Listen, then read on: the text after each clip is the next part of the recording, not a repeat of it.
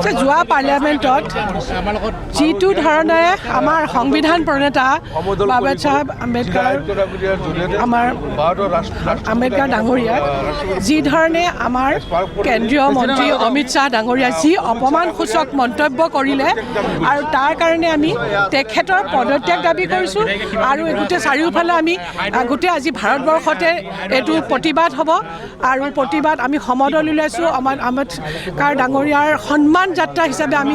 এইটো আমি সমদল উলিয়াইছোঁ যাতে আৰু এইটো কথা আপোনালোকে দেখিছেনে তেওঁ ইমান অপমানসূচক মন্তব্য কৰিলে কিন্তু প্ৰধানমন্ত্ৰীগৰাকীও নিশ্চুপ হৈ আছে তেওঁ একদম চুপ মাৰি আছে তেওঁ ক্ষমা খুজিব লাগিছিল তেওঁ ক্ষমা নুখুজিলে গতিকে আমি তেখেতৰ পদত্যাগ দাবী কৰিছোঁ অমিত শ্বাহ ডাঙৰীয়া পদত্যাগ দাবী কৰিছোঁ আমি আজি সন্মান যাত্ৰা হিচাপে আমি আজি এটা সমদল উলিয়াইছোঁ ভাৰতবৰ্ষৰ সংবিধান প্ৰণেতা বাবা চাহেব আম্বেদকাৰ ডাঙৰীয়াৰ কিছুদিন পূৰ্বে কেন্দ্ৰীয় গৃহমন্ত্ৰী অমিত শ্বাহ ডাঙৰীয়াই যি তুচ্ছ তাচ্ছিল্য কৰি অপমান কৰিলে আৰু সেই অপমান অকল তেখেতক কৰা নাই গোটেই সংবিধানক অপমান কৰিছে গোটেই ভাৰতৰ জনগণক অপমান কৰিছে গতিকে আমি ভাৰতীয় জাতীয় কংগ্ৰেছ দলে তেখেতৰ এই অপমানক আমি সহ্য কৰিব নোৱাৰোঁ ধিক্কাৰ দিছোঁ গৰিহণা দিছোঁ হাজাৰ হাজাৰ আমাৰ সমৰ্থক ওলাই আহি আমি সমদল কৰি আহি নগাঁও জিলাৰ আয়ুক্ত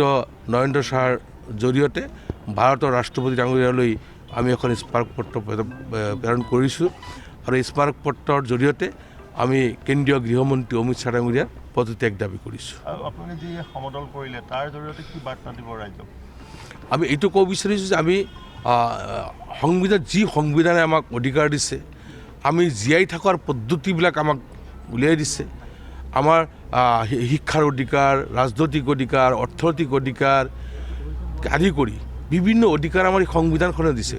যেতিয়া সংবিধান প্ৰণেতাজনকে অপমান কৰিব সংবিধানক অপমান কৰিব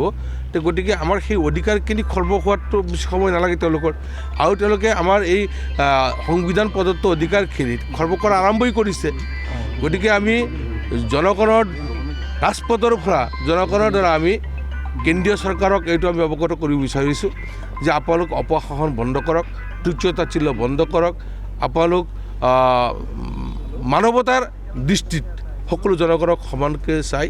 যাতে এখন উন্নয়নশীল ভাৰতবৰ্ষ আপোনালোকে গঢ়িব পাৰে তাৰ কাৰণে আগবাঢ়ক বিজেপিয়ে চক্ৰান্ত কৰি আছে সংবিধানখন চেঞ্জ কৰিব বুলি কি হ'ব এইটো তেওঁলোকেতো আগৰ পৰাই কিছুমান ধাৰা সংশোধন কৰি সংবিধান পৰিৱৰ্তন কৰি যাতে যিটো ধৰ্মনিৰপেক্ষ ৰাষ্ট্ৰ এই ধৰ্মনিৰপেক্ষ শব্দটি উঠাই দিব তেওঁলোকে চেষ্টা কৰি আছে যাতে ধৰ্মনিৰপেক্ষ হৈ নাথাকে ভাৰতবৰ্ষৰ যিটো আত্মা সংবিধান আৰু সেই সংবিধানকে তেওঁলোকে আঘাত কৰি আছে গতিকে ভাৰতীয় জনসাধাৰণে এইটো কেতিয়াও মানি নলয় জনসাধাৰণে তাৰ বিৰোধিতা কৰিছে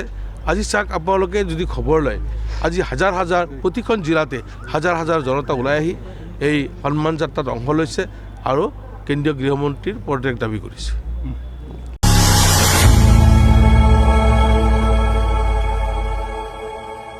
খবৰৰ আঁৰৰ খবৰ